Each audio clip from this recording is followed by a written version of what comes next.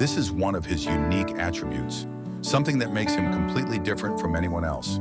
It means he is in charge of everything, big things, little things, and even the things we don't understand. Being sovereign means that God isn't surprised by anything, not by the weather, not by history, and not even by the mistakes we make. He has a perfect plan, and he is working all things together for good. God is bigger than we can imagine. He spoke the universe into existence, placed the stars in the sky, and keeps the planets spinning without them ever crashing. He controls the ocean waves, the rise and fall of nations, and even the tiniest details like the number of hairs on your head. There is nothing too big for him and nothing too small that escapes his care. So whether life is smooth or stormy, God is writing a story bigger and better than we can imagine. And guess what? You're a part of it.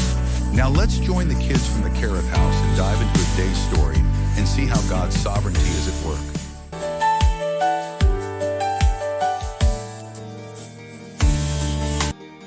Deep within the heart of Kerith House, beyond winding hallways and secret nooks, lies a grand old library, a place where stories whisper and wisdom lingers.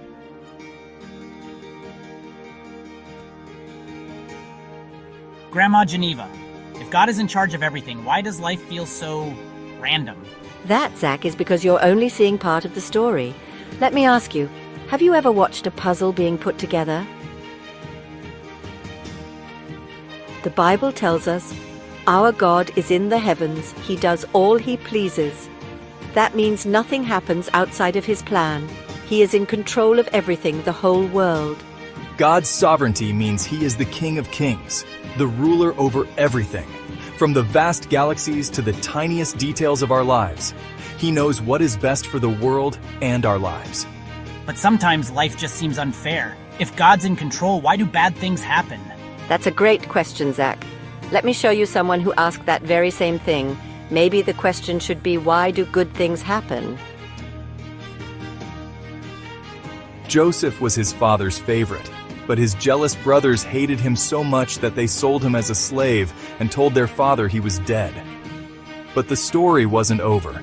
God knew, and he saw the end of the story. He created the completed puzzle.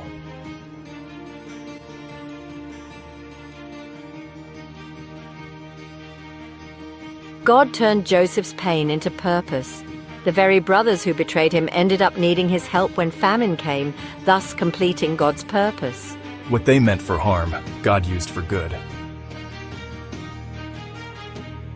So, we're not just random puzzle pieces, we're part of God's masterpiece. Exactly. Sometimes life doesn't make sense, but God is still in control. Romans 8:28 reminds us that God works all things together for good for those who love him.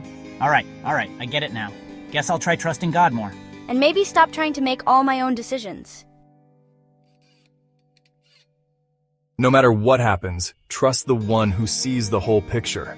Trust the one who created the puzzle and is sovereign over it all.